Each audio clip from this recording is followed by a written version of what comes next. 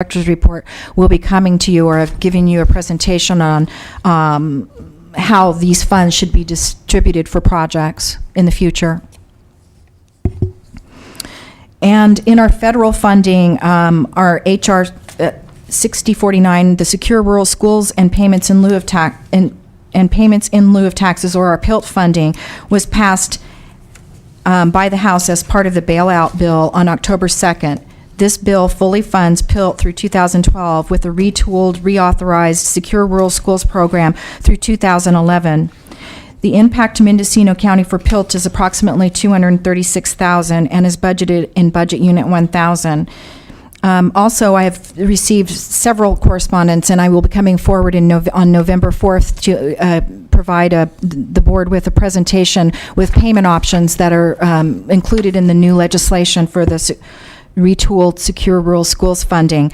But in addition to that, PILT is also fully funded this year, which means approximately $375,000, I believe, in total PILT funding. And I will explain more that to you on November 4th.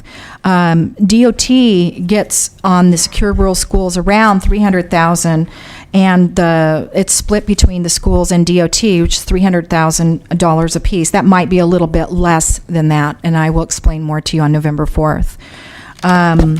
And this $300,000 was not budgeted in Budget Unit 3010 by DOT, so this is an increase in revenue to DOT. Jennifer, it should not be stated lightly.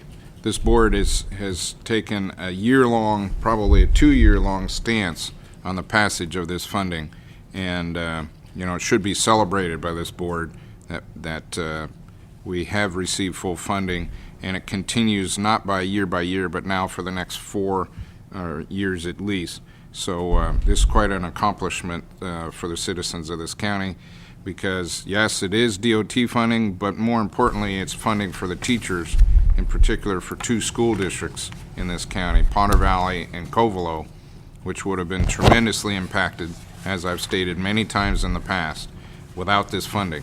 So this is something to be celebrated in keeping our schools and our education intact.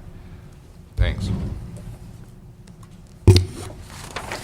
So this wraps up the summary for the final state budget, and I'd be happy to answer any questions at this point before I move on to our quarterly report. Any questions? Okay, please. Okay. So before I begin the worksheets that you have in front of you, I'd like to give you the board just a brief report out on our Munis finance system, and specifically on reporting.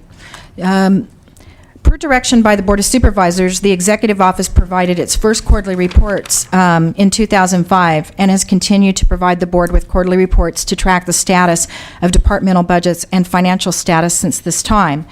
This valuable financial reporting tool has been an important indicator for tracking fund balance and preparing for the new budget year. In order to report this information to the board and to the public, an Excel worksheet template was originally created as a way to summarize the data for reporting.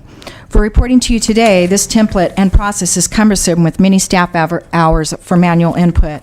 We are now in our second year of being on the Munis finance system and have 1 more year of data that can now be used for comparison reporting. One of the key important features of the Munis financial system is the ability to provide various financial data and historical information for comparison for tracking programs and costs. However, in selecting Munis, it was understood that customized reports using a report writer called Crystal Reports would have to be created in order to access various kinds of data for reporting by departments, because of the standard reports or canned reports that were very limited in scope. Although this data is readily available and accessible, it cannot be printed and reported in a format that is easily read by the public and the board. Departments may have a bit more of a need for more in-depth reporting or various kinds of reports not available or accessible without creating these customized reports. Our County IS department has been working very hard with departments to create various customized reports as needed. Reports created for departments are not necessarily available for all departments viewing, but only for departments requesting these reports. This is due to the security access to the database, which was which has its limitations. Our Deputy CEO, Justin Fan, in charge of IT technology, is currently gathering data from surveys from departments and will be reactivating a finance system steering committee to address any issues or unmet needs by departments in the future.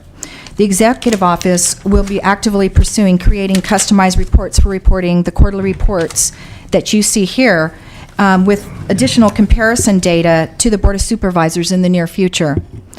In your board packets today, I've provided to you 2 worksheets on the first quarter financial status of county departments' budgets. A detailed worksheet shows detail of county department budgets with a breakdown by account series and total percentages for each department and by function. A summary worksheet is also attached, showing a summary with overall percentages by department for total expenditures and revenue. The primary analysis for this first quarter 2008-09 financial status of the county was based on a review of actual expenditures and revenue as compared to budget of the county department's budgets and including our discretionary revenue. And as you may recall, I have reported in the past to the board that the first quarter reports lack sufficient data to really examine the projections at this point for the remainder of the fiscal year. Workers' comp, unemployment, and general liability